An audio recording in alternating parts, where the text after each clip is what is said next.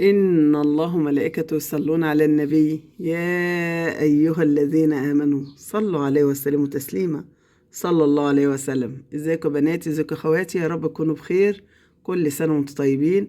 النهاردة عاملين فيديو عن منتجات أو حاجات جايبينها عشان الشهر الكريم، عشان شهر رمضان. حاجات كده تفاريحي، فقلنا ايه نجدد شوية في المطبخ. فجبت طقم حلل علشان شهر رمضان الكريم.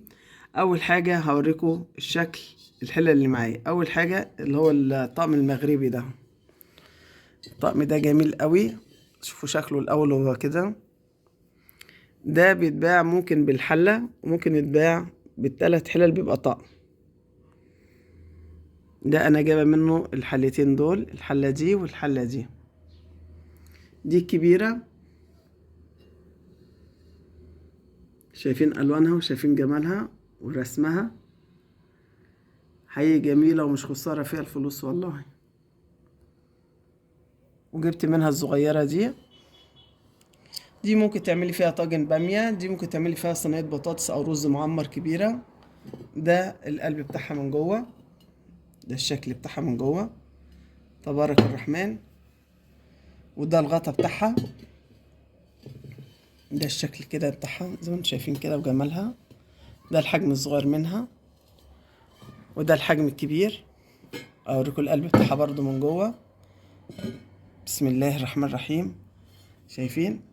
دي تشيل حلة بطاطس، حلة رز معمر، حلة بامية. اي حاجة تطبخيها فيها تبقى شيك اوي وجميلة، او تعملي فيها وجبة مغربية فيها تبقى جميلة اوي. ده غطاها بيساعد على السوا وفي نفس الوقت بيحافظ عليها كشكل. لما تبقي حاطة فيها الاكل على السفرة بيحافظ لك على درجة الحرارة طول ما انت حاطة الاكل في قلبها ومغطياه بالغطا بتاعها. الفخار بيحافظ على درجة الحرارة بتاعته وما ما بيبردش الأكل خالص.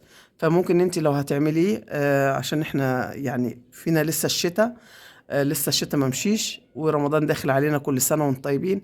فهيبقى في وقت ايه برضو في سقوعية كده، فالأكل ما يتعملش ويبرد. تعملي فيه يبقى جميل قوي طول ما انت حطاه على السفرة ومتغطي. نشوف حاجة كمان جبناها معانا.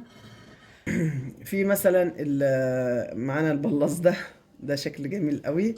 ده زي ما انتم شايفين كده، ده ممكن نعمله بلاص للعسل او للمش، او ممكن نشيله نحط فيه دقيق او نشا. ممكن تعملي خزين رز، تعملي اي حاجة. ممكن تحطي فيه الجبنة، ممكن تسوي فيه وجبة لحمة. ما شاء الله ممكن تعملي فيه حاجات كتيرة قوي قوي قوي. يعني ممكن يبقى خزين وممكن تسوي فيه اكل على النار. جميل جدا وسعره برضو مش غالي. ده كان بسعره كام؟ يعني نقدر نقول ده كان ب50 جنيه ساعة ما انا ما اشتريته. دلوقتي معرفش وصل للسعر كام لان الاسعار غليت. والطقم ده كان ب250، طبعا مش قطعتين، كان 3 قطع.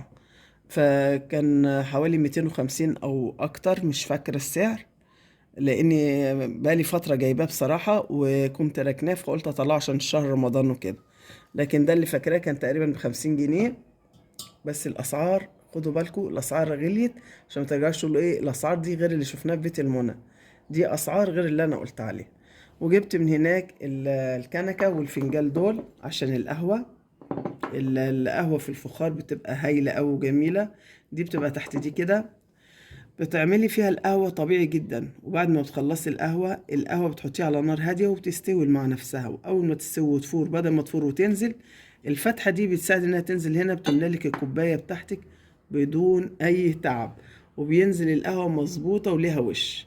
ففكرتها عجبتني قوي، فأنا شريت الثنائي الجميل دوت، الكنكة والفنجال بتاعها. دول كانوا برضو في حدود مش فاكرة 20 جنيه 15 جنيه. القطعة من دي ب5 جنيه.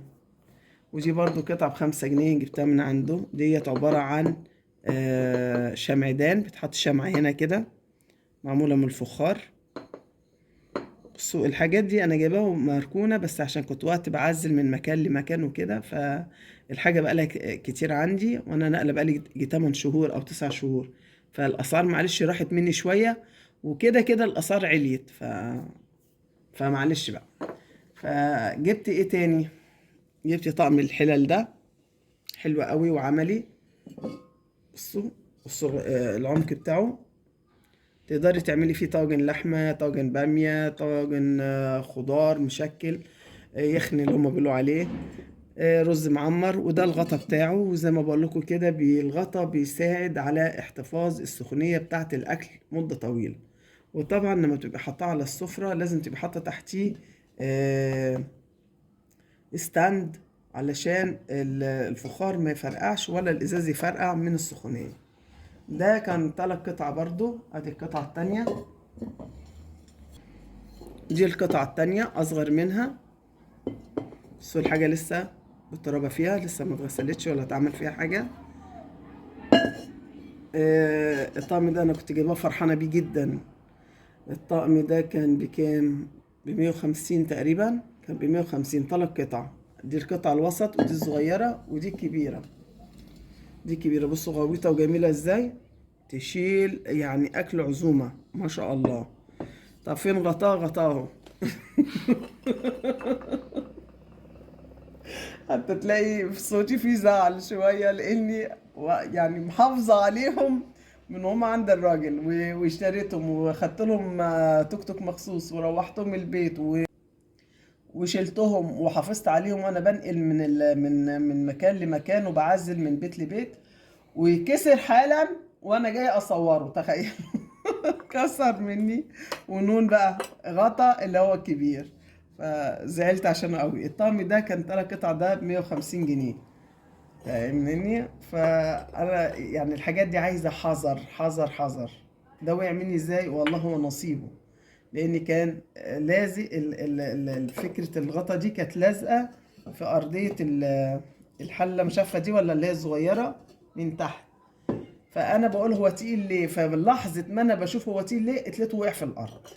فهو نصيب كسر، فالحمد لله، قدر الله ما شاء فعل. نطلعه بره الكادر عشان ما ازعلش ولا انتوا تزعلوا. فالثلاث حلل دول كانوا بصراحه كانوا يبقوا حكايه قوي كده في عزومات رمضان، كانت هتبقى حلوه قوي، وان شاء الله هتبقى حلوه. هندبق مع بعضينا. ممكن نحط اي غطا عادي من الغطيان اللي هي اللي عندي الالمونيا او اي حاجه اغطي بيها واشتغل عادي يعني. بس الفكره كشكل ان انا احطه على السفره التلاته يبقى شكلهم حلو، ويبقوا 3 زي بعض. بس ان شاء الله هشوف لها غطا عند الراجل، او احاول اجيب واحد ويبقى الغطا معاه شغال معايا في السفره. ده كان الفيديو بتاعي، يا رب يكون حاز على اعجابكم، واكون جبت لكم افكار عن حاجات رمضان، او فخار، او فكرة جديدة، لمسة جمالية تتحط على السفرة بتاعتنا في الشهر الكريم. ينعاد علينا وعليكم على المسلمين يا رب بالخير، وكل اللي سامعنا كل سنة وانتم طيبين. متنسوناش بالبصمة اللي هي اللايك، وتعليقات الجميلة لبيت المنى، والاشتراك في القناة.